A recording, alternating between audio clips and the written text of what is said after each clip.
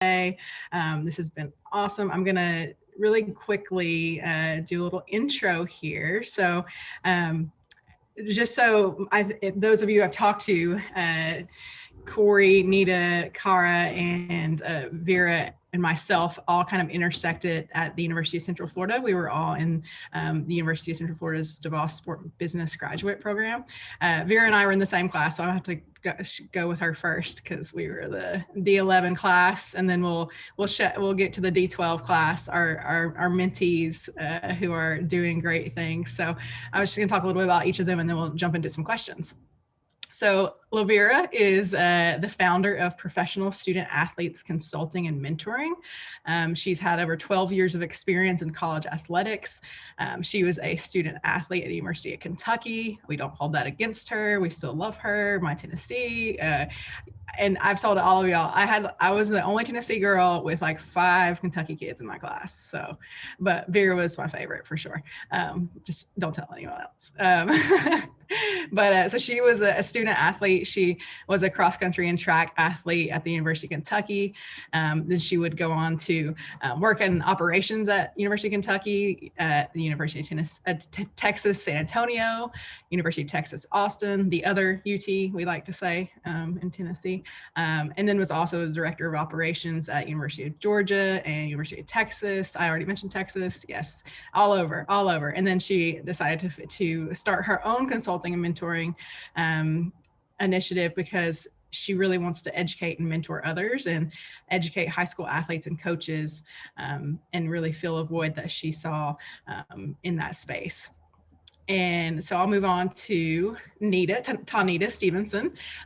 She is currently the Associate Athletic Director and Assistant Director of Diversity, Equity, and Inclusion at the Pingree. Is that right, Pingree? That's correct. You nailed it. The Pingree School. She's responsible for leading execution of admin, functional, and operational needs for the athletics department, including budgeting, purchasing, and scheduling for 80 athletic teams. That's super impressive. And also supporting school-wide DEI related initiatives. She was appointed before starting at Pingree. She was appointed by Birmingham, Alabama Mayor Randall Woodfin as the director of the Birmingham Crossplex, a 7,500,000 square foot multi-purpose athletic and meeting facility. She was leading 35 full-time staff and personnel and more than 150 event staff in the day-to-day operations, including NCAA championships. Prior to that, she also was an associate athletic director and senior woman administrator at Lander University, and has had previous experience at the Southern Intercollegiate Athletic Conference, Delaware State, Grinnell College, and the National Football League. She is also a self-described military brat and graduate of the NCAA Dr. Charles Whitcomb Leadership Institute and the NCAA Women Leaders in College Sports Institute for Administrative Advancement. And that brings me to Cori, some overlap there with women leaders. Cori is currently at Baylor Athletics. She is the Assistant Athletic Director for Student Athlete Character Formation. Love that. She is super passionate about developing individuals and empowering them to reach their potential. She leads a 3-person team charged with developing and executing the Baylor Built program. She also co-chairs the Cultural Humility Working Group for the Athletics Department and is the softball sport program administrator. Before she was at Baylor, Cori spent 1.5 years as the Director of Leadership and Education for the Women Leaders in College Sports. Amazing organization. All my women leaders out there should be involved with. Loved when we were able to cross paths in that space. And she also served as the Director of Student Athlete Development at K-State Athletics for 4 years.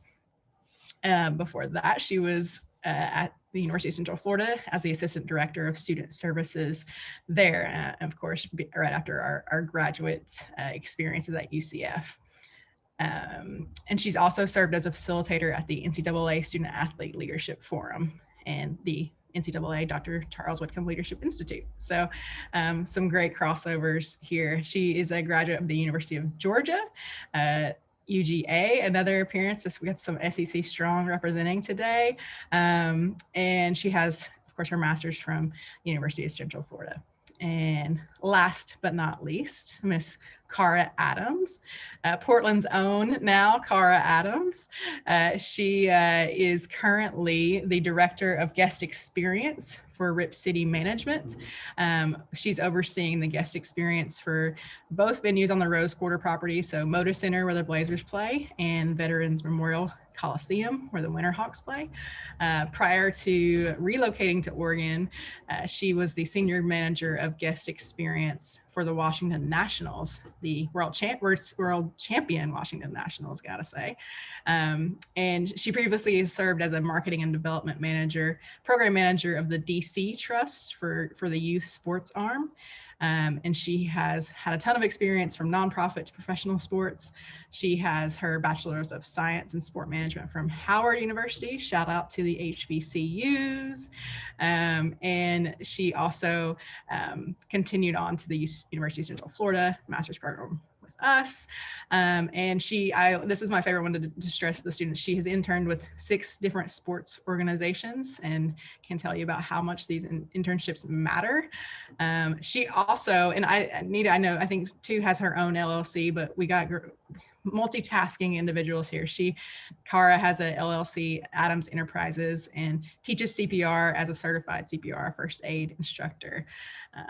And just, I can only imagine how your heads are spinning, because I think that is just such an impressive lineup.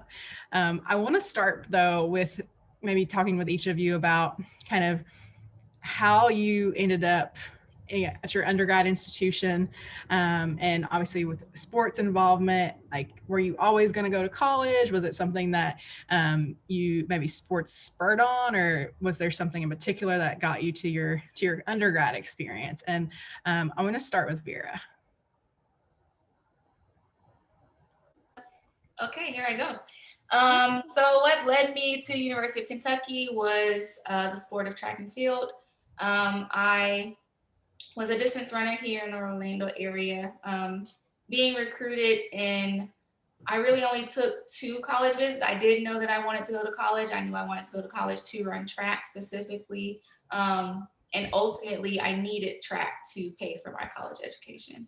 And so I worked hard in high school and was able to get full scholarship offers. The 2 visits that I took were to University of Miami and then to University of Kentucky. What I try to stress to recruits that I work with is don't get caught up in the school, but see how that school can fit you, because you're interviewing them just as they're seeking you out. And so what I learned on my visit to University of Kentucky was it was like a family. Everyone supported each other. Even when I was hurt in high school, at the time, the NCAA allowed 1 phone call per week. And I got that 1 phone call per week from University of Kentucky, just checking in on my injury, just to see if I was okay. I did end up signing with them because I felt like they cared about me and that I would be successful there. Not only that, they offered the major that I was interested in, which when I started college was pre-physical therapy. I wanted to be a physical therapist. I came out with a bachelor's in kinesiology, and I became a coach. And eventually went into college athletics, not wanting to be a coach, but as an administrator. But yes, I didn't want to go to college. I went for track and field. I enjoyed my experience. And yeah. Did I answer all the questions? Yeah, you nailed it. That's great. Nita, what about you? What about your undergrad experience? I was hoping, Dr. Welch, that you caught on me last, because I think my sisters are going to make their story seem so pretty. And mine is actually the example of, getting it right on the 3rd try. So Delaware State was my 3rd undergraduate institution. I first went to Alabama State University, which is also a HBCU. And really in high school, I had played varsity basketball all 4 years. And so started off as a freshman, probably could have got a small ride somewhere. And I think in my senior year, we weren't, in 2004, long time ago, we were not using words like burnout and exhaustion or even depression. And I think family-wise was going through a lot, and didn't finish the season my senior year. And so I just knew I wanted to go to a HBCU and I wanted to go far away from home. Went to Alabama State, was a little too far, came back home to the University of Maryland, was like, wow, this is a really big school. And told my parents I wanted to transfer. They said, you have one more time, please get it right. Got to Delaware State University. And I can remember I get to Del State and Wesley College, which is a D3 school right up the road in Dover, Delaware. They were looking for girls to come play basketball. And I was like, oh, it's D3. I can do it. I've taken 2 years off, but let me go. My parents were like, no, finish school, but find something to focus on. Basketball is over for you. And so in that moment, I realized I had to transfer my passion. Found out Del State had a sport management major and just got very involved in the athletic department. And then it was all she wrote from there. Yeah, awesome. Awesome. All right, what about you, Cori? What about undergrad experience at UGA? Nita said she didn't want to go next. I don't want to go after Nita. That was beautiful story, sis. I appreciate you sharing that. For me, similarly, I played basketball. Nita and I and several other people on this call may share that passion. And I wasn't very good. I just played it because I enjoyed it. And I wanted something fun to do. My parents had me in sport from a young age, and I always enjoyed sport, but I knew I wasn't playing anywhere for anybody's college. That just was not my reality. And when it came time for schools, my father is a graduate of HBCU, Hampton University. My mother had a full ride scholarship academically to Northern Kentucky University. So for them, my mom's thought process was get school free. My dad's thought process was have a great experience. So then I'm in the middle as the firstborn out of the nest, trying to figure out what I want my college experience to look like. And I'm thinking experience. Let me go to a school that's away from home because I didn't want to be close to home. And then I loved the experiences that I could get at a HBCU in addition to the education. So that was my focus. And if you asked me where I was going, it was North Carolina A&T, and that's where I was going to go to undergrad. And I remember sitting down, talking to my parents and walking through the places I've been accepted. And my parents are like, well, you didn't get a lot of scholarship money for A&T. We don't want you to have loans. You should go to Georgia. I had never visited Georgia. I had never stepped foot at Georgia. The only reason I applied to Georgia is because I had an awesome guidance counselor in high school that told me because of my grades, I needed to apply to an in-state school because I would qualify for in-state scholarships. But that's the only reason. There was nothing about Georgia that said Cori needs to be there. But long story short, I talked to my parents, prayed about it, and I ended up at Georgia. My first time stepping foot on campus was when I went for orientation, the week before I moved in to become a student at the University of Georgia. But it's exactly where I was supposed to be. And I say that for a variety of different reasons. Number one, I entered school not knowing what I wanted to do. I thought I wanted to be a cosmetologist and own several hair salons across the nation and just live my best life. And my freshman year of college, I realized that I don't want to stand behind the chair and do people's hair. Though I think it's cool and the artsy part of me is like, yes, I would not do that for a long period of time. I'd be over it very quickly. And at Georgia, I got exposed to the sport or the business side of sports. So in my mind, coming out of high school, I thought if I wanted to work in sport, I had to play it or I had to coach it.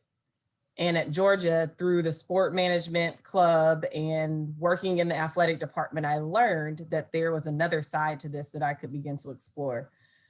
So that's how I got to Georgia. And then how I landed on what I wanted to do was honestly doing things for free and volunteering until I figured it out. So for me, I was connected in our athletic department at Georgia, and I was doing marketing and promotions because that's what I was majoring in. So in my brain, those things connected. And I was also tutoring and mentoring for Upward Bound, but the fulfillment I got from tutoring and mentoring was vastly different from what I was doing in marketing and promotions. And it took some mentors to help me understand that because I wasn't putting those pieces together in my junior and senior year.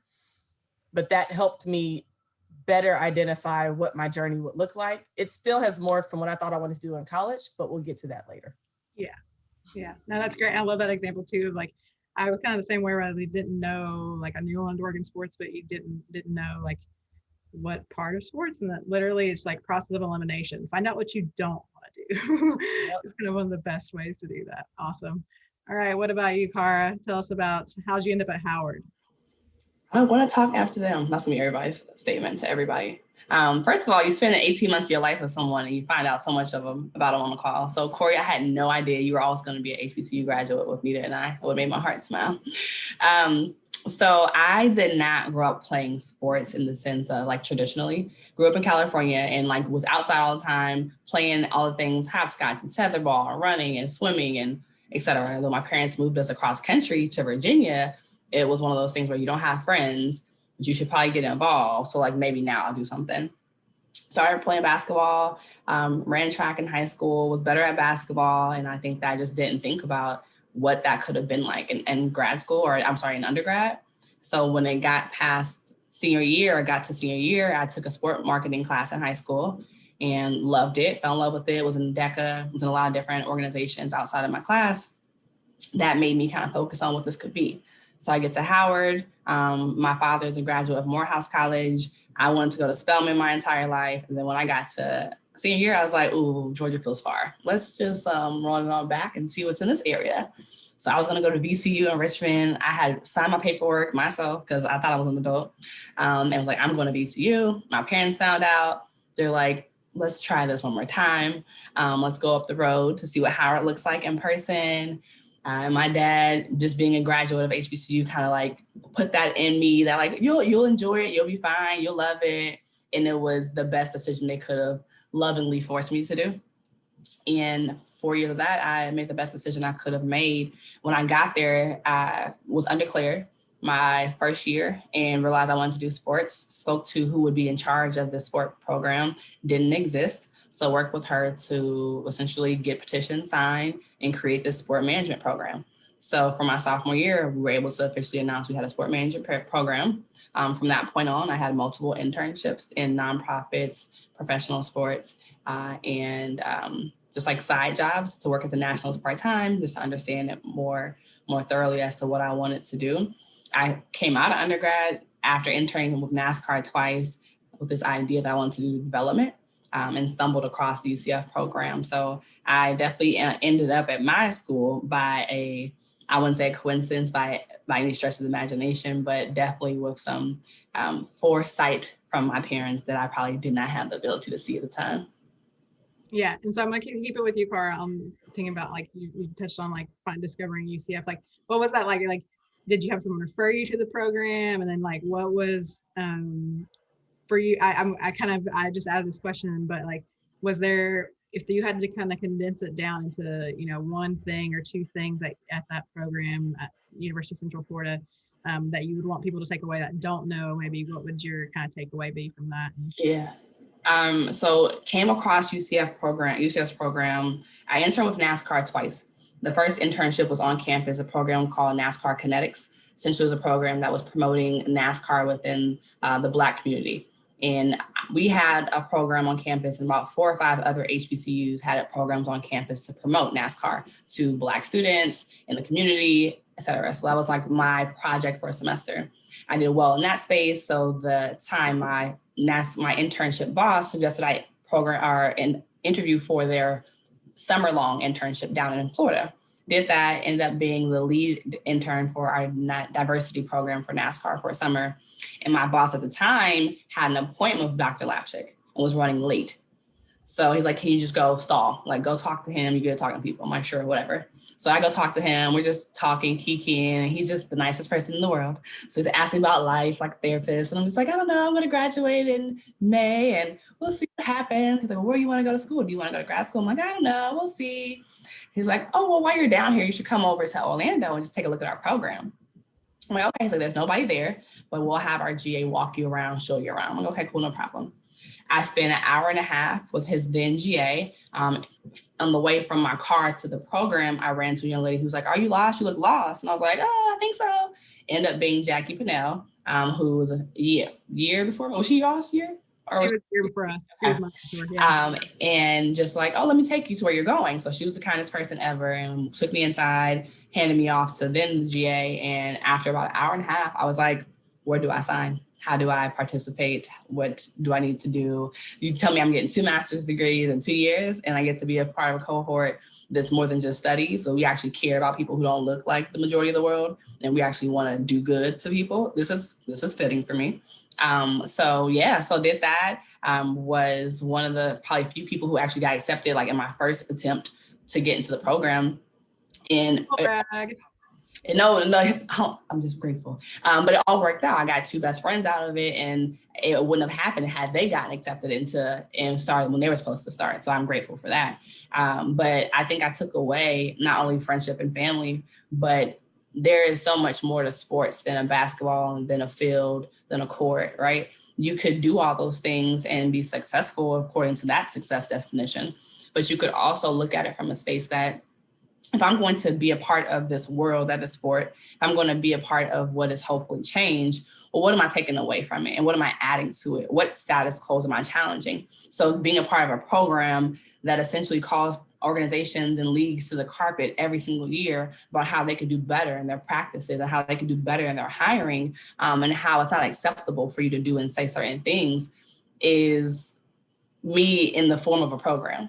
So I'm grateful to have experienced that. I'm grateful to have been challenged in our beloved accounting and stats classes. And I'm grateful to have taken away opportunities and suggestions and friendships, degrees, but also a new mindset. So I definitely think that folks looking at it from that mindset should also consider that when looking at grad programs and what will you be able to offer to the world when you finish. Absolutely. How about you, Cori? How did you end up at UCF? Retweet everything that Cara just said. Right. My journey to UCF was an interesting one, primarily because I wasn't certain that I wanted to do graduate school. And I wanted graduate school to be paid for. So I didn't, because I had gotten academic scholarships for undergrad, then I was in this mindset of, you need free school. So let's just go work for somebody and let them pay for it. Like, we don't need to be paying for school right now. And it was in November, I remember it vivid. It was in November. I was home from school at a basketball game at my high school. And I was talking to our athletic director and he was asking me, what do you want to do? What are you interested in? And I was just sharing with him that I'm interested in sport, but I'm not really sure how to go about that. I think I want to do community relations, but I don't know how to get there. So right now what I'm thinking is I'm going to go work because I have this marketing degree from a business school that's reputable, and I'm going to let the company pay for my master's and the MBA, and then I'll just figure out a way to do sport on the side and still fulfill that passion. And he said, have you looked at the program at Central Florida? I said, no. What program at Central Florida? And then he explains the DeVos program, and he was familiar with it because his son was looking to be a student at Central Florida. And I said, well, no, I'll take a look at it. He said, yeah, you might want to, especially given your interest in the community relations side and community service and sport. I said, okay. So I looked into it the weekend of Thanksgiving, and for similar reasons as Cara, just the idea of sport being a vehicle for social change, me wanting to work in community relations, and me wanting to have a significant impact through the work that I get to do, it was a no-brainer. So then I'm like, oh shoot, I have a month and a half to get everything in, to take a GMAT, to find references, to do all this stuff in order to be ready to submit a solid application. So I scramble and get my life together. I bombed the GMAT. It was horrible. I think I needed to get at least a 550 or 1550 or something high. I didn't get that. I was several points below that. So then I call my mother crying because I'm not going to get into graduate school because I didn't get the score on the GMAT that I needed. This was New Year's Eve. And then I still submit the paperwork and the information. I was so surprised to get a call asking me to interview. And I said, okay. I was like, parent, I got the call. I have to figure this out. We got to figure out how to get there. So my dad and my little brother drove me down to Orlando to interview for the DeVos program. And everything went well. I remember pulling over, we pulled up to a hotel. I changed at a hotel bathroom, and then we drove in so that I could be presentable for this trip. I'm from Atlanta, so we drove down the 7 hours or whatever, it wasn't bad. And I interviewed with Dr. Lapchick and then 2 of the other directors. And to Cara's comment, my interview experience told me that that's where I needed to be. The conversation that I had with Dr. Lapchick, the conversation that I had with Dr. Harrison and Dr. Sutton affirmed for me that that's where I needed to be as we were going through the conversation. And then at the conclusion of that conversation, Dr. Lapchick told me that I was admitted to the program. And I said, wait, what? And he was like, you're admitted to the program. I said, but I literally said, but I didn't get the scores that I needed to get. And he said, we'll figure out a solution for that. So I tell that part of the story because don't discredit or don't discount yourself for any reason, because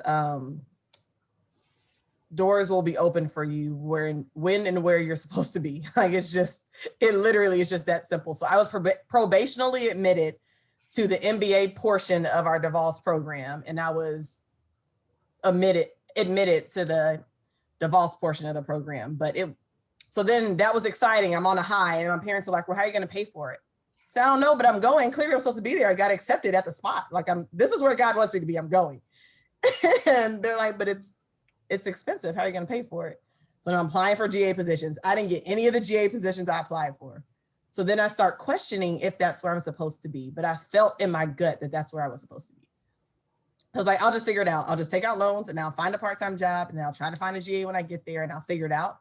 And the reason all of that is important is because it was a blessing in disguise that I did not get a GA position at the start, because it allowed me an opportunity to then apply for a graduate assistant position in the athletic department when it became available in student services, which is what I do now. So hindsight, obviously, is 2020, and the plan was a great one, but I knew once I learned about the program, the opportunity to give me an MBA and a master's in sport management, especially because I was 90% sold on sport, but I wasn't 100% sold. So for whatever reason, I needed a backup. The MBA would save me there. But it is one of the best decisions that I've ever made for a variety of different reasons. It showed me the value that other people can see in you when you don't see it in yourself. It showed me a lot about who I am. It challenged me to think differently about how I interact with people, how I use my voice, how I use my platform. And then ultimately, it helped put me on the path of where I am today. And I don't know that would be the case if I didn't go through that program. And for additional context, I'm currently working for another graduate of the DeVos program. And I'm in this position because he called me about the opportunity. So there's so many different blessings and benefits that came from the one decision to not only go and be a part of that program, but also to be fully present in it and to make sure that I'm doing what I need to do and taking full advantage of the opportunities that were presented. So that was a long answer, Nat, but no, it's amazing. Sure. Over here, like, yes, yes, yes. And like, it's so much more than a network. It really is like a family. I feel like I truly feel like that for sure. All right, now Nita, you got to follow that amazing answer. I know, Nat, you got to start calling me first. So yeah, like endless blessings from the DeVos program. And I think all of our stories are just like divine. And so for me, while I was at Delaware State University, we used to attend this conference down in Savannah every year that was hosted by Georgia Southern. Yeah. And Georgia Southern is in Statesboro, but nobody wants to go to Statesboro. So they do it in gorgeous Savannah, Georgia, or they used to. And so my program in undergrad used to attend this conference every year. And so the first year I went, I'm like, who are these students moving around in these like black and gold polos?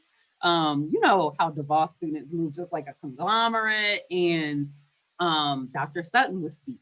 And if anybody knows Dr. Bell Sutton, he loves people, and he certainly will reach you in your heart. But he plays no games. And even in his presentation, he was playing no games. Like, he was having people in the audience stand up like, well, what do you want to do? And somebody says a GM, and he's like, you know how hard it is to be a GM? Here are the stats. Sit down. Who wants to go next? And I'm in the audience like, I think I would like to be in this class one day, but I'm not answering any questions today. So that was year one, just being exposed to the program. And then that following year, after I had realized, like, I think I want to add the DeVos program on my list of grad schools that I'm looking at. Prior to the conference, I had started my graduate application. So for me, it was like the Florida State, the LSU, Virginia Commonwealth has a good program. Georgia State had a good program at the time. So I had already applied to those because they took the GRE. So in my head, I'm like, I'm gonna knock out the GRE applications first, and then I will focus on the ones that sit in business school later after I take the GMAT. I don't know why I thought that in my head, but you know, we get through winter break and we're turning the bend. That conference was normally in February, and I still hadn't taken the GMAT.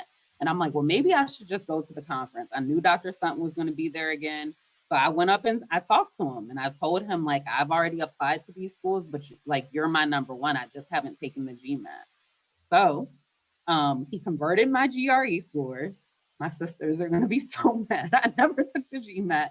He converted my GRE scores and used that in my application.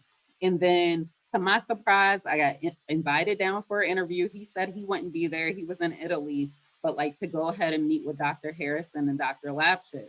And I was nervous. The students, they kind of grilled me, you know, and going into the meeting with Dr. Harrison and Dr. Lapchick, I was very, very, very nervous. And by that time, really thought UCF should be the program for me for the same reasons that everybody else has said, that diversity, that leadership, that ethics.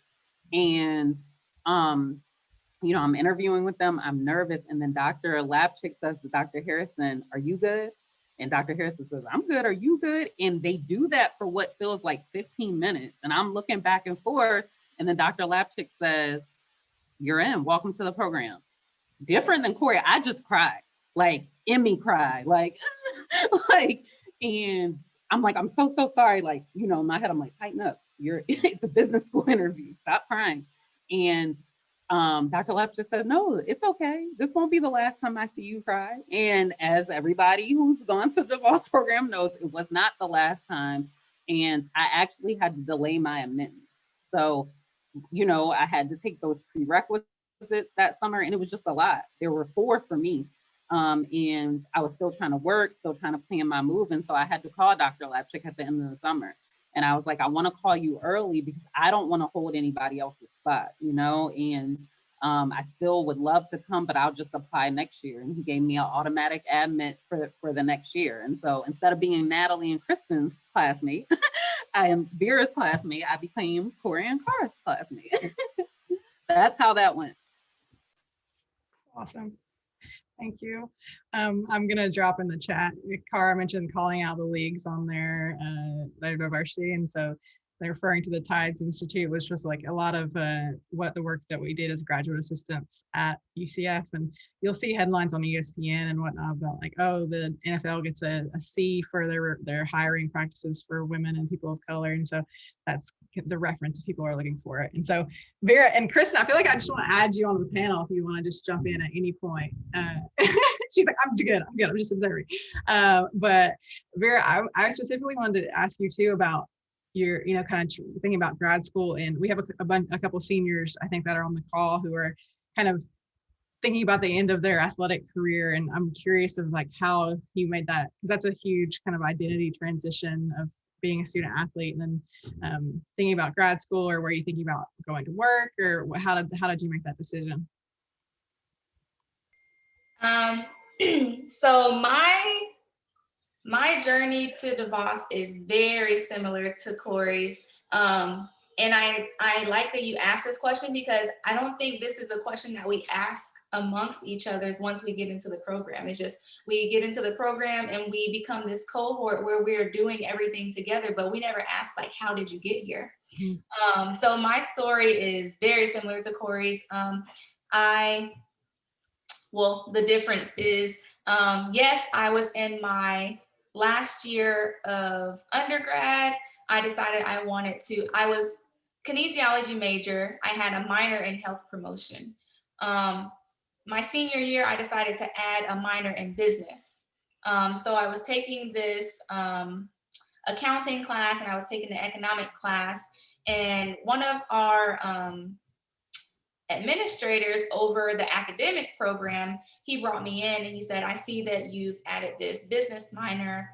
What are you wanting to do with it? Well, I had an English class where we had to write a paper on a business that we would start, and we had to pretty much create a business plan for how we would get that started and what we wanted it to include. For me, I wanted to open a gym catered to women so that they can feel comfortable about working out and not self-conscious about men being there or not having a place to take their kids, so they actually have the time. So it was going to have a daycare center in it. It was going to have like a nutrition bar. And my wild idea, I also wanted it to have a salon in there because my thought process then was women don't come to work out because they don't have anyone to look after their children. Also, some women don't work out because they don't want to ruin their hair or mess up their hair. So just trying to factor in things, also helping them stay on the right nutrition track, including that. But that was my paper that I had written. So knowing that and knowing that I had added this business minor, I got called into his office, and he was actually a friend of Dr. Lapchick. And he was like, hey, I have a friend who has this program down at UCF in Orlando. I know that you're from Orlando. I would like to tell you more about it. And so he's in his office, I'm in his office, and he's telling me all about the Voss Sports Business Management Program. And then in walks our team manager, who is Shane Land. Shane walks in and he's like, this is a program that I applied to last year. I didn't get in, I'm applying again. So Shane and our academic administrator, they both helped me in applying or getting my stuff together. So making sure that I was taking the right classes, because like Taunita mentioned, there are prereqs that you have to take in order to qualify for this program. So making sure that I passed the economics class, I passed the accounting class. They were on me making sure that I got my paper in, that I got scheduled to take the GMAT. I am a horrible standardized test taker, always have been. So while I had everything in order, I did not submit, and I didn't submit right away because the GMAT turned me away. Or I shouldn't say turned me away, it scared me. It scared me that I had to take the standardized test in order to get into a program that I thought would push me to my limits and help me to be successful in what I wanted to do. But at the same time, I didn't feel like I would get accepted. Where I say my story crosses over with Cori's is I did take the GMAT. Well, I did turn in my paperwork, and then I got a call from Dr. Lapchick. He said, the deadline is approaching. We don't have your GMAT scores. And I explained to him, I was very transparent. I said, I'm not good at taking standardized tests, and I'm scared that I'm not going to do well. And he told me to take it anyway. So I scheduled this test. I took it. I bombed.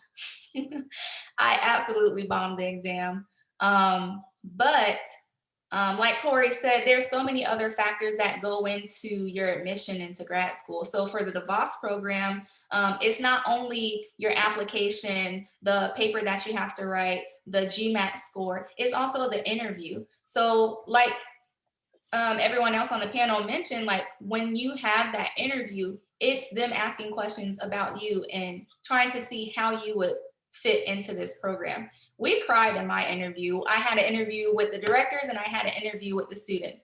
My interview with the students was second, and we cried.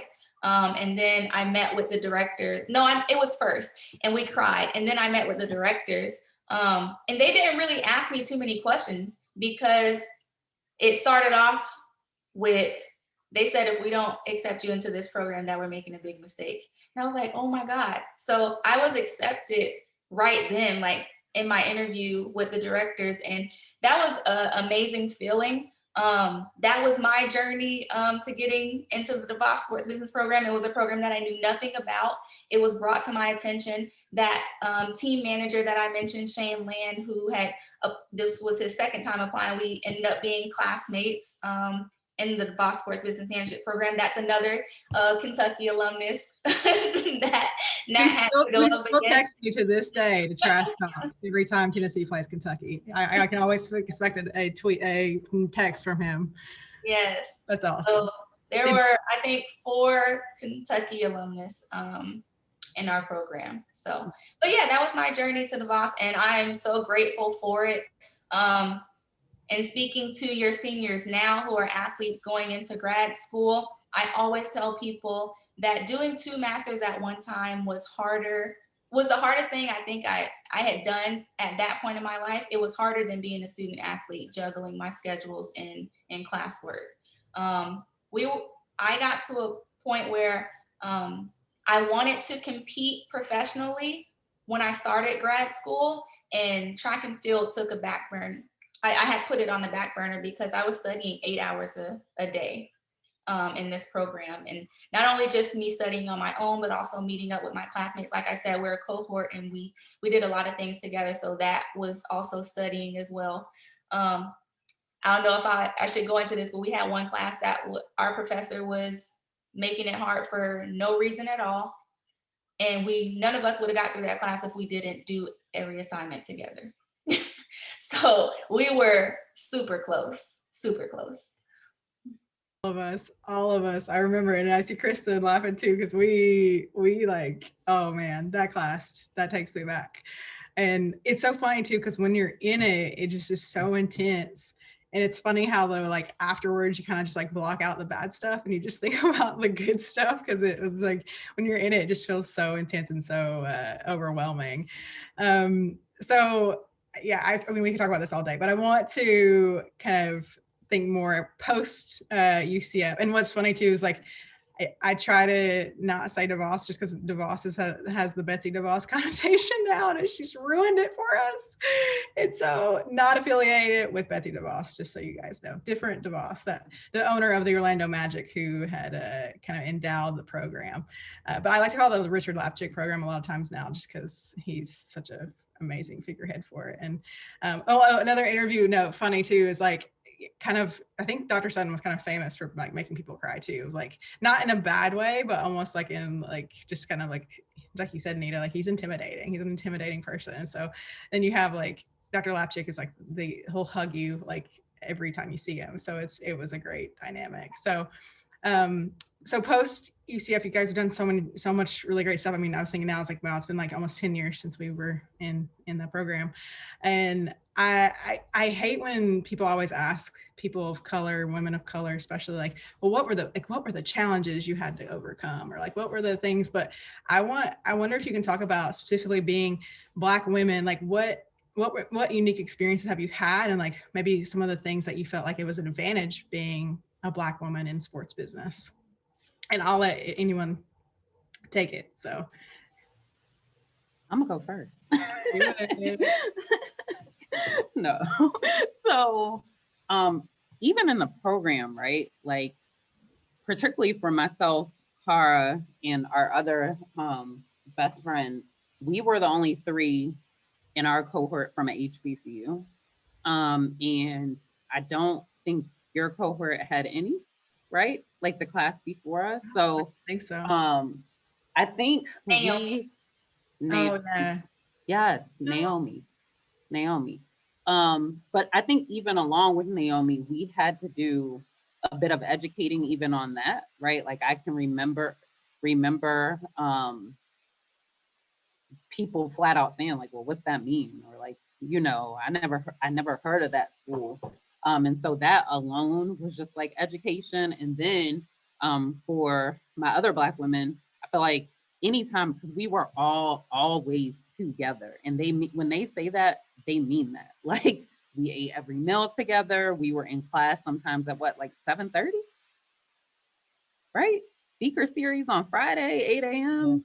and then going to volunteer, and then sometimes you're driving an hour, 2 hours, like we're always together. So with that being said, any changes you make would be recognized. And for us, if it was our hair, we were having to give those explanations. And so I think like it started there of recognizing like we really are a minority in this industry. And then that kind of just carried out. Like for me, I have been able to serve in athletics in every state you can think of, right? So I've been to Grinnell, Iowa, and have had to carry out those same conversations. I've been to upstate South Carolina. But I think the benefit for me has been that opportunity to educate and represent. And often in my career, believe it or not, I've been the first. I was the first Black senior administrator at Lander University in 2018.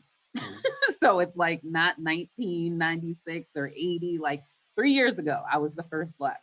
I am the first Black athletic administrator at the Pingree School in 2020. So I think to see that and be that and still be the first is like, I'll take that.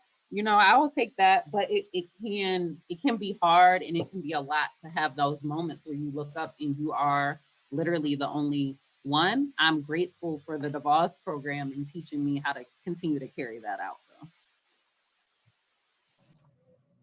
That's good, Nita. I'll piggyback on that because we have some overlap there in experiences with only. So context for y'all on my experience. I'm from Atlanta, went to a all-Black high school, and then went to Georgia, where that was my first experience of understanding that I am a minority.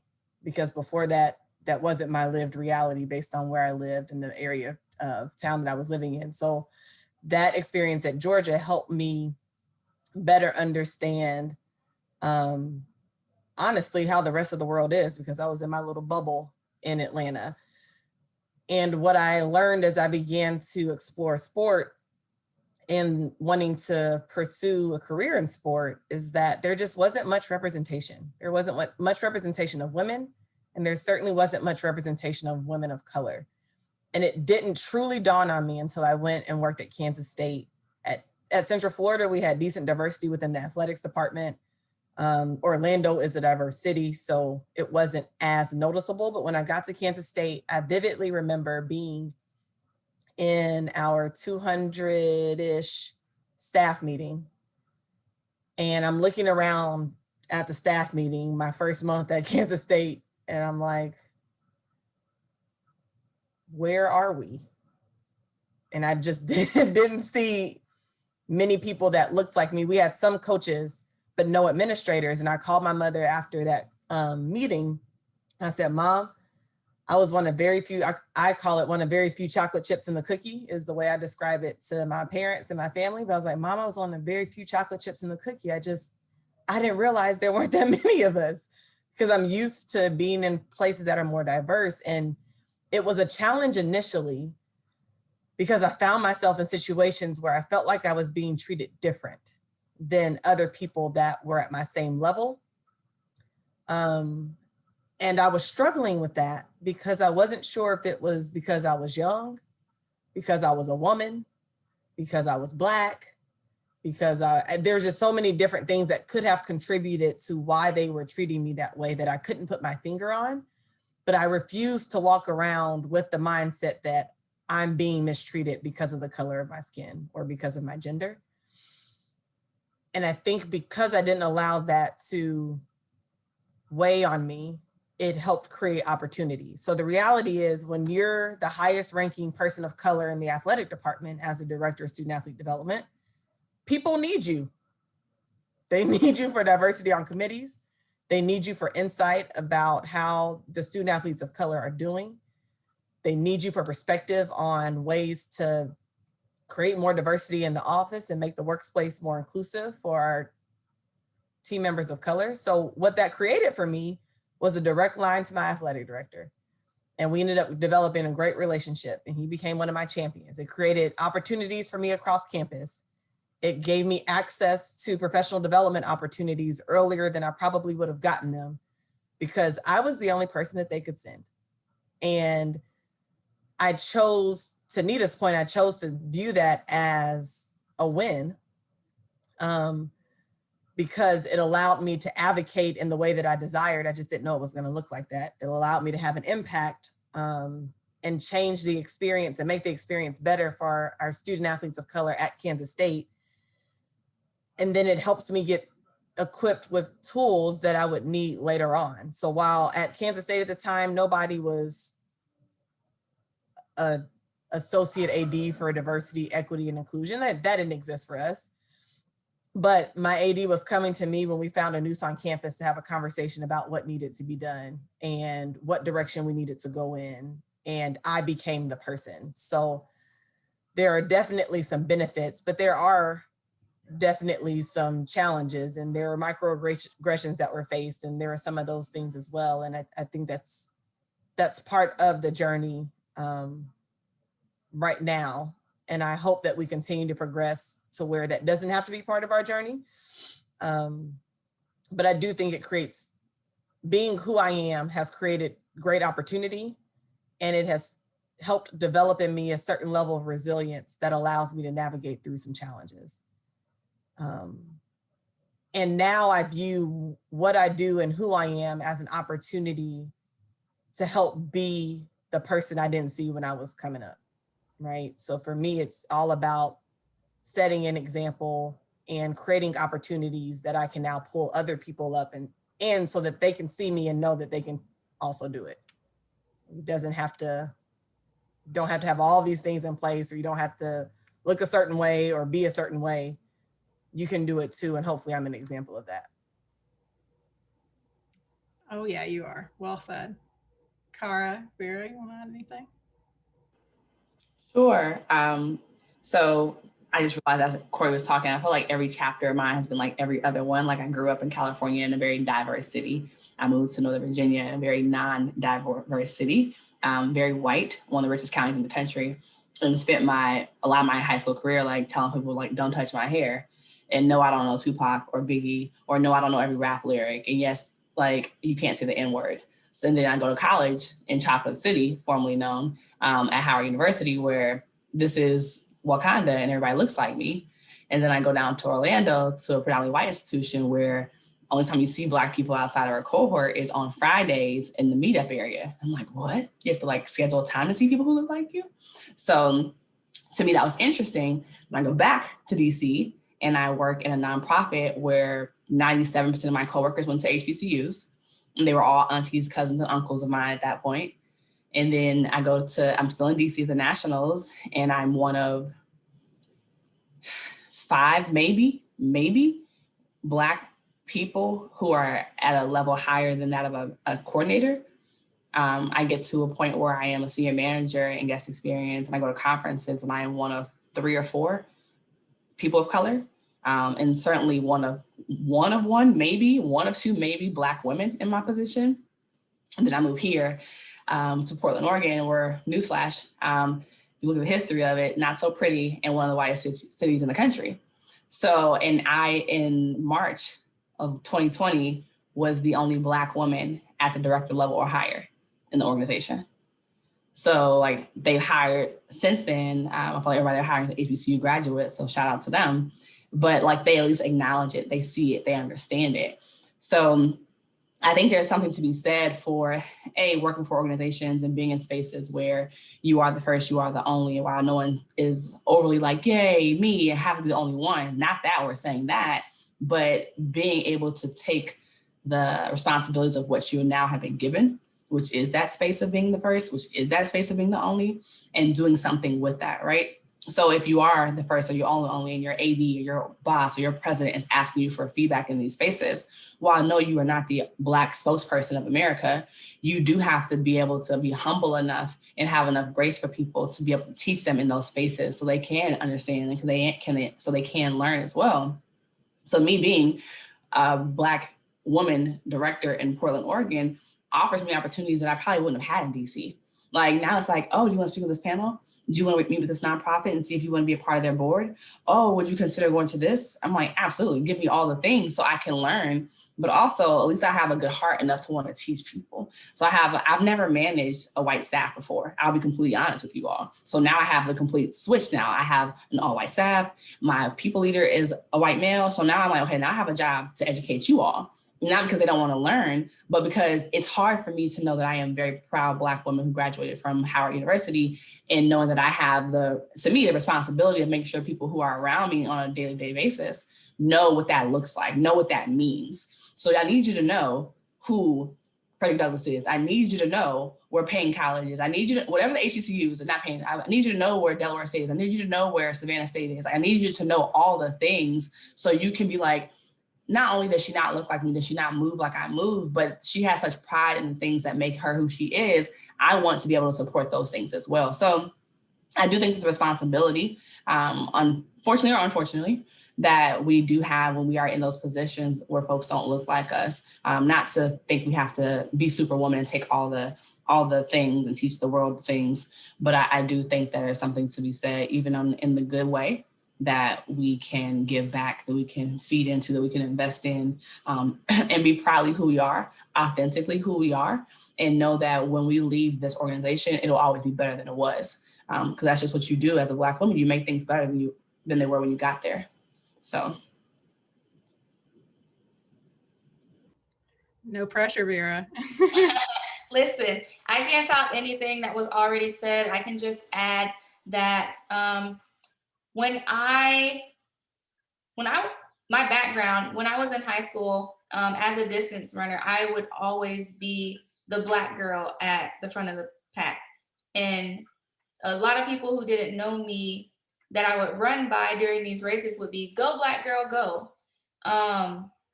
And that kind of transitioned into college. All 4 years of college, when I was on the track and cross country team, all 4 years on the cross country team, I was the only Black girl. And so that had become like the norm for me. And my high school was, I would say my high school was diverse. My neighborhood was diverse. So going off to a PWI, or predominantly white institution, it wasn't hard for me to transition into that, but at the same time, there are these stereotypes or these situations that you find yourself in that make you uncomfortable. Going into college athletics, my first job in college athletics was because my former college coach created a position. Director of operations for track and field was a new role that they had started creating in the NCAA, specifically for track and field, because football had this position, basketball had this position, baseball had this position, but it wasn't so common for track and field to have this position. So he created the position, asked me if I would be interested in it, and allowed me to interview just like anyone else. Being a young woman of color on this staff said a lot, and it put me in a good space career-wise. I also found out at that time that the NCAA had put together an initiative where certain universities had to have an African-American female on staff. It's sad that that initiative had to be set in place, but that worked in my favor when I did leave the University of Kentucky and I went to University of Texas at San Antonio. There, it had always been an all-male staff. I was the first female on staff, as well as the first African-American female on staff. They did have an African-American male on staff. But I was not received well. I wasn't received well by the athletes in particular, because they had been so used to speaking to men and having men run the program. So I came in with like a tough mentality. I feel like if I would have come in any other way, I wouldn't have gained the respect from the athletes. But these are just certain situations where we're put into where we have to let people know that we are worth this position, worth this title, and we have the skills to get the job done. And so not only was I able to build a rapport with the student athletes, but I was well respected amongst the athletic department as well. In my role there, I was constantly stepping out of the box and doing things outside of my duties, whether it was making sure the student athletes were involved in the community, doing speaking engagements, or volunteering my time to the student athlete one-on-one class that we had and helping them transition into college. I just got myself involved in many different things in my 3.5 years at UTSA. And because of that, I was noticed not only among other athletic departments, because when you're doing good, there are people speaking for you in rooms that you haven't even stepped in. And that really worked in my favor, as well as when we would travel and people coming to our facility to see how I would put our events together, and how smoothly things were done, and how I would say customer service was given. It afforded me to be offered jobs in other places. So I was in San Antonio, and I got a job offer to University of Texas at Austin. I did not know this head coach. I did not know anybody on their staff. The reason why they reached out to me is because they saw the work that I was doing at UTSA. And I feel like if I had not stepped outside of the box and put myself in the position to do these other things, maybe I would not have gotten noticed, but I did. And I ended up at University of Texas in Austin. And then from there, I was also called to go to University of Georgia. So starting college athletics, it was a position that was created for me. Head coach retired. Everybody got let go by the new coach that came in. I ended up at UTSA, where I feel like I really made my mark in my career to where I was noticed. And from there, I didn't have to apply for the next few jobs that I had. I was called to do those jobs. Fast forward to when I was at the University of Georgia. For me, I also wanted to tie in the fact that we just finished talking about the DeVos Sports Business Management program. We earned 2 master's degrees. Those degrees help us as Black women stand out when we apply for jobs. And so that's another thing that we had working in our favor as well.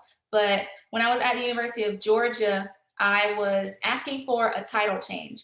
There was a Caucasian woman at another university. She had been working as director of ops for the same amount of time as me.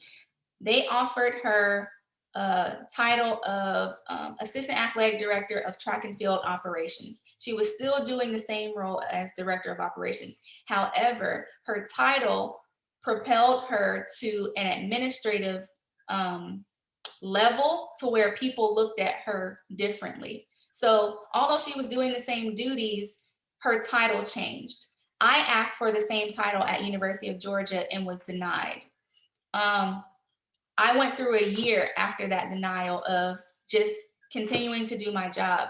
But 3 years prior, I had this idea to start professional student athletes consulting and mentoring because of the void that I saw of recruits coming into these campuses, not understanding the college recruiting process, how scholarships work, what's actually involved, not asking the right questions, and ending up at schools that they weren't happy in. So when I was denied, that came back to the forefront, and I started thinking, okay, well, if I'm not going to be pushed or progressing to what I want, which was to be a college administrator over multiple sports, not just one sport, I'm going to create a lane for myself because it's something I'm passionate about. I will still be happy doing it.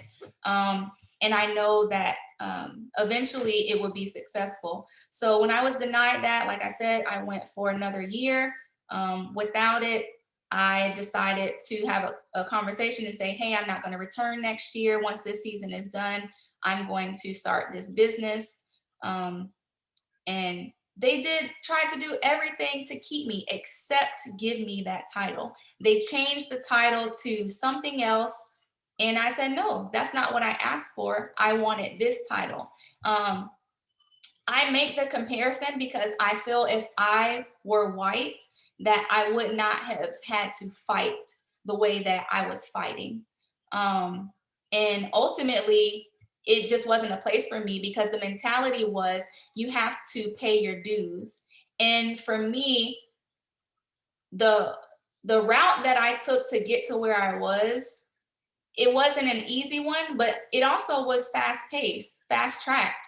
And that's something that they weren't used to. And that's, I think people have to open their minds to letting the younger generation come in to these leadership roles, because we can get the job done, but you have to be open enough to accepting that. And at University of Georgia, they were not. And I mean, now I have my own business. I'm happy. I'm fulfilling my purpose and doing what I want to do. So. Oh, that's so great, Vera. That I'm so glad you walked through all that, because like there's so many times I'm just like yes, because like you're just dealing with being a woman, being a Black woman, and like I love that you pointed out like that you found another white woman in that same position, and you know that doesn't make any sense. I do want to shout out quickly. Cori has to hop off for a softball game, but Cori, we really appreciate you joining us, and I know other folks are dropping off for classes and whatnot. Yeah, thank y'all so much. I was typing in the chat, but since you gave me the opportunity to talk, I'll say it out loud. Thank y'all so much. It was an honor, and I appreciate the opportunity to just spend some time with you this afternoon. Natalie, so good to see you. Miss y'all. My DeVos sister, so good to see y'all as well. Thanks, everyone. Yeah, we're gonna fly. ICP, good to see you. Yeah, we're gonna fly all y'all out here once we're back to post-pandemic and get some. We got all the wineries out here. That's the spot. That's the good spot. So there's so many things in there I wanted to kind of go back to, but I don't think University of Georgia is unique in any way. I think that's like every division, almost every Division I, like especially the big, SEC school. It's this mindset that you have to pay your dues, and at the same time, like yes, you do in a certain way, but like you don't have to, every time you go to a new place, you don't have to start you shouldn't have to start all over again, right? Like there's a reason they hire you for that. So I know we're wrapping up here shortly, but I was wondering if you three ladies have any advice for our students who are still on the call, and maybe just things you would have maybe told yourself that you didn't know 10 years ago coming out of undergrad, thinking about you want to work in sports. And I know I've kind of struggled with it lately because I'm just like, man, with the pandemic, it's hard to be positive and optimistic sometimes about sports and working in sports. But maybe any words of advice you have for students around wanting to work in sports?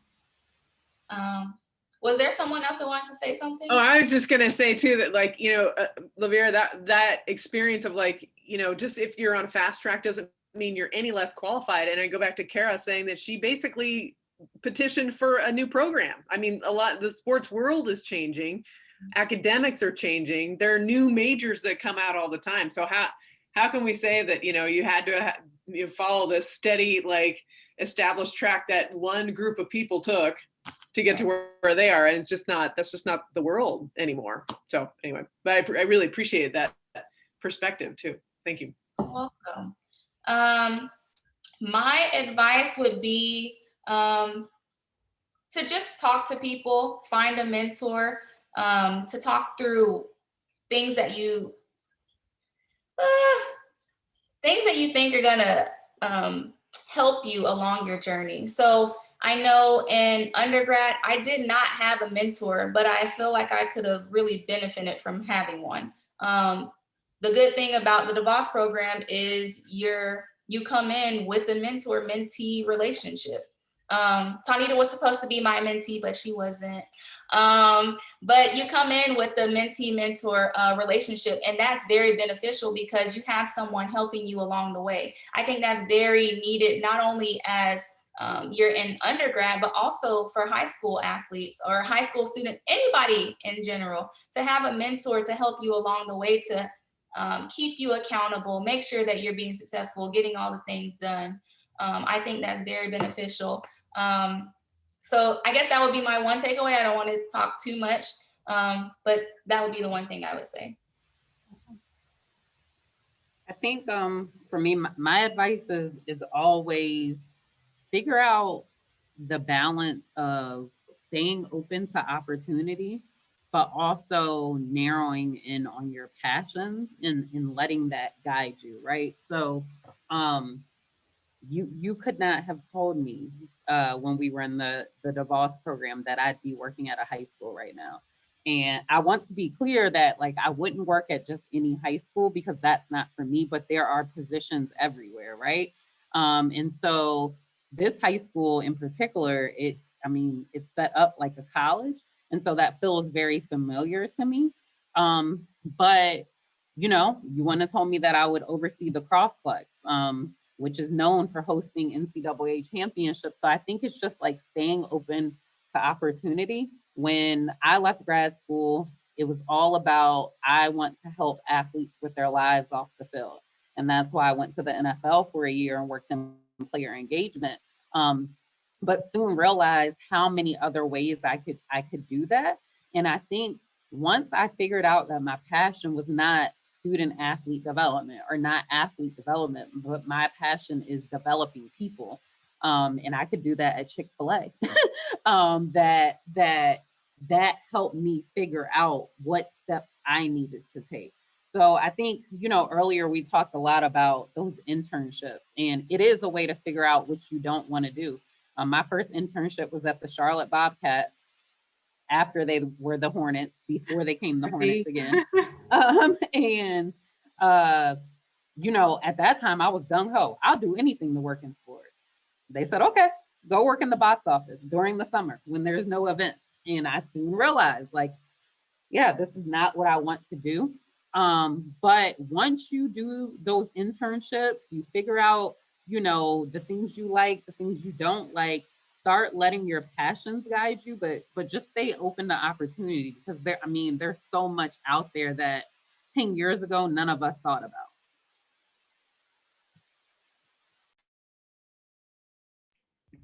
Absolutely. All right, Cara, drop some knowledge on us. I don't know if I'm the best person to do this, because I feel like everybody's gonna be out here shaking tables after I say what I have to say. I am the queen of, I feel like, challenging status quos. I don't believe in like the things that, it has to be this way because it has to be this way. Doesn't have to be that way just because what you're used to. And I feel like if you're not upsetting people, then are you really challenging their thought? And I think that I probably also got in trouble for this as a 14-year-old girl, but I think as an 18-year-old girl who started a sport management major at an institution, was pretty cool because I challenged the way people think. So I kind of kept that mindset throughout. And I think that you should like own your power as a 19, as a 20-year-old, a 21-year-old, right? You have a voice. And I think that is the difference between the generations these days, is that depending on where you fall, you want to be heard, you want to have purpose, you want to have meaning. And that does not have to be qualified, or that does not have to take place when you are 27 and have a full-time job, or when you're a parent or a coach or a mother. That's not how it has to happen. It can happen whenever you say it should happen. So speak up. Speak up for yourself. Speak up for people who don't look like you. Speak up for folks who you know are struggling. If you are on a team and you have a teammate who's struggling because the person has issues due to what they look like or how they can and can't handle themselves. If there's an ableist issue, like, just speak up for people who don't have the ability to speak up for themselves. And don't be afraid to take a L. Every L is a lesson. And as Nita said, like, you do internships, you learn it wasn't for you. You couldn't tell me that I wasn't gonna be in development. I'm gonna raise money. I'm gonna fundraise for the people. Yay, annual fund. I did a year assistantship. I said, no, I don't think this is what the Lord has for me. But I wouldn't have learned that had I not tried it, right? I wouldn't have had the ability to say, oh, no, I don't want to get hired full-time and move across the country for this position. I'm just going to go somewhere closer and see if this works out for me. But I learned so much from that. I learned so much in doing that. And I think I'm probably going to, I don't want to jinx myself, but I'd be willing to bet that every position from here on out, like, I will, by the time I have left it, have created something in it. So I think that it's okay, and it's actually pretty cool to be able to say, okay, I'm the director of guest experience. That's pretty dope. Well, on the side, I have passion projects, things that I don't necessarily get paid to do, but I feel like I have a love for, I have a passion behind, I want to help implement and influence and do those things. So do your job, do what they signed you up to do what that dotted line asked you to do what the job description said do, but don't let that deter you from doing what makes your heart beat. And if your job is that, then good for you. And that's not always people's story. And if it isn't that, do what you can do to maintain, but also do what makes you happy. And make sure you do both of those things. So hopefully that makes sense. Hopefully that set in someone's spirit. But yes. Of course. Yeah. And maybe even start teaching. You know, we're talking about getting Cara down here to teach a little bit for us. So we're excited about that. And such great advice and just such great experiences. My heart is so full right now. It's just so good to see you guys. And Jane, I was wondering if you had any questions or anyone out there. We're wrapping up here shortly, but I wanted to throw it out if anyone had any questions in particular. I also was going to say too, what I kind of loved too about our UCF experience was that it was, like you said, we were kind of, I tell people often that it's like the most diverse group of people I've ever been around, but we also were open to asking each other, like being ignorant too. Like we were able to be kind of, I hate safe space, but like we asked dumb questions of one another, and it was a space where you could fail, and we could kind of tackle a lot of those things, I feel like, head on. And we talked about racism. We didn't just it wasn't something that was I feel like now it's taboo to talk about, and I feel like that was what was so great about one of the great things about that program. But questions, anyone, while we have these ladies on? I have a feeling that you're going to get a lot of follow-up calls. Go ahead, Jennifer. Yeah, I was just curious because I feel like I've heard a lot about sort of the informal experiences you had around the program that were the benefits. Were there any, I guess, either in graduate school or your undergraduate experience, were there formal experiences any of your schools designed for you that really have served you well since you left school?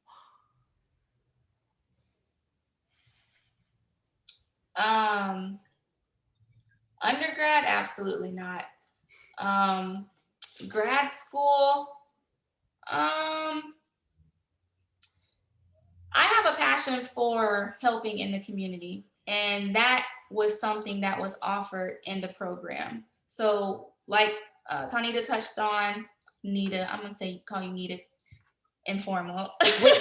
we can go Nita, y'all. At this point, we can go Nita. Everybody's family, so let's go Nita. So, like she touched on, there were community service initiatives that we did where we were going to class from 7 to whatever time, and at 4 p.m. to 5 p.m. or 4 to 6 p.m. going to these community service projects that we had become a part of. There was also a time where we did a retreat. I think it was in our second year we did a retreat. I did a retreat. The weekend that I chose was to work with autistic families. And this has nothing to do with race, but I learned so much during that retreat that it opened my eyes to what autism really is, and how families are impacted and affected by that. I now have a 3-year-old nephew who is autistic. So the fact that I went to this retreat and I was able to get that experience, I actually had the family whose child was nonverbal and also a runner, and we lost him. It just happened. And that was a crazy time where things had to be shut down, and he wore brown and it was getting dark. And so we had to find this child that was not verbally responsive, and that was a stressor. But it was a stressor to us because it was something that we were not used to. It was not so much a stressor to the family because it was something that was normal that he did. My nephew, last week, we found that the front door was open. His tablet was on the driveway. He was nowhere in sight. He was in the backyard sitting next to the shed, leaning up against the shed, just laughing. We were calm in that situation, but I'm able to share my experience from the retreat that we went to my actual personal life experiences. There's other things that we experience in the DeVos Sports Business Management program. There are things that I experienced in my personal life in general that have helped me, just myself going out in the community doing things. But that's one that as I'm talking to you, that one just stuck out because I hear him playing outside right now. Awesome. No, and it was required. You know, we had, I mean, I don't think we like signed a contract or anything, but it was like, it was understood. We all went and did community service. Like that was like, it was structured, and then the Camp Boggy Creek was amazing. That was such a great experience. It really, I think it pushed us all out of our comfort zone a little bit, and we needed that. That was a good question, Jennifer. Any others? I do have to hop in like 5 minutes, but as far as like formal experiences, I mean, I don't want to be like obvious, but I think going to a HBCU, like everything is kind of formally centered around owning and celebrating your Blackness and all the greatness that is there. So that is, I think, as said, for that side, I do think that, I mean, I don't know if I would say it was a formal experience, if you consider like internships that were catered towards minorities. So the NASCAR internships, both the ones I did, were catered to minorities to speak to that population. So I think that was more of a formal experience. And I think that another formal experience that kind of helps mold me, if you will, in grad school, I was the Hope for Stanley coordinator. So for those who are not related to DeVos or understand what that is, community service is a big thing for us, but I feel like a few months at that rate, we would go to New Orleans or a city to rebuild. So we went to New Orleans to rebuild from Hurricane Katrina. And as the world was continually moving on, 5 and 6 and 7 years later, New Orleans still looked the same. I mean, it wasn't much better than it had been when it was devastated by that hurricane. So we would go and rebuild for 7 days or 6 days. And when we were in school, a tornado hit Tuscaloosa, Alabama. And my family's from Alabama. I was born in Tuscaloosa. Sorry, Roll Tide. But we went down there, and Dr. Lapchick allowed us to change that trip and go to Alabama to help the community rebuild. So I think taking that aspect of it to kind of mirror what was already said, I don't think I ever thought of community service as like, oh, I have to do it. I mean, I grew up in the church. You were always helping and serving and giving back to somebody. So I don't think I thought about it in like that formal sense until I got of age or into positions where I was always looking for, before I was on board, before I accepted an offer, what do you all do in the community? What volunteer opportunities do you present? So I think that formal or structured experience kind of reprogrammed my mind to know that everyone doesn't do this. Everyone is not hoping to serve first, then lead second. So be mindful of that in every chapter of your life. If that's something that's important to you, ask those questions. And if you're not necessarily formally given that as a part of the organization, then find a way in a space to create that. To answer Jennifer's question and then just like echo off of what Cara said, I think one of the most important things that our program made formal, the trainings we had when we were sitting there, you know, talking about things like you said, and that, hold on, I'm getting a message. My internet is unstable. Okay, so can y'all hear me now? Am I good?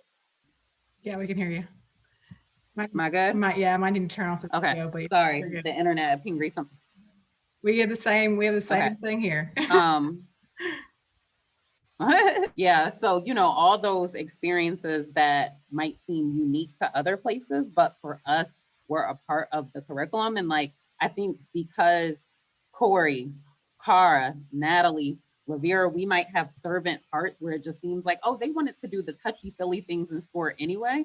So that makes sense why they would go there, but not all of our classmates were like that. Like, some are straight up in cells, some are in partnership activation, but I think the beauty in that is that now you have all these DeVos graduates sitting at the table, hopefully when something is done wrong or distasteful, that they are able to speak up and say like, that doesn't sound like leadership, or that doesn't sound like the ethical thing to do. And I think that there were so many things that were formalized in the DeVos program that it just became normal for us. But I would encourage other programs, whether it's undergraduate or graduate, to take that approach of how are you preparing leaders to not just be business minded or not just be the type to know how to run an athletic program or a professional sports program, but to do so in a way that Cara said, like, you're speaking up when things aren't right. And there were so many formalized things, so I can't think of just one, but I wanted to like point that out. No, I'm really glad you did, Nina, because we've been talking a lot here about doing trainings and things like that. And I think now, especially in the world we live in right now, it's kind of like some of it is very performative, but some of that stuff I think can be so enriching and so beneficial, especially when you get a group of people who are kind of committed to it. And I think that's the hardest part, is like making sure that everyone's on board, and they may just to be uncomfortable, honestly, and putting themselves in that position to be uncomfortable. But we're coming right up against 1:30. I want to thank you, or 4:30 for Vera and Nita. I want to thank you all so much. This was so great, and like we need to do this more often. Like this is just a great experience, and I am so thankful for you sharing your stories and your journeys and just being real with us. Hey, Nat, I want to add, you mentioned training. And remember we did that brand, like your brand training? Branded a leader. Branded a leader, yes. I think that's very beneficial for undergrads. We actually had it at University of Kentucky. Like I said, our academic administrator was friends with Dr. Lapchick, and he brought that in for us. So at the Voss, that was my second time doing it. But I think that's something that's very beneficial for them to do, just to get an idea of what their passions are, what they're interested in and doing after undergrad. Absolutely. Yeah, we're big on leadership here. That's perfect. Thank you. Yeah. I wrote that down. I wrote down like 4 pages of notes. I love it. It was fantastic. Thank you. Awesome. Well, everyone have a great weekend. Thank you for having us, Dr. Welch. Yes, Dr. Welch. Yes, Dr. thanks, Doc. Y'all are crazy. You know it's not. All right. Thank you guys, and have a great weekend. I'm sure we'll see you all again soon. All righty. Thank you.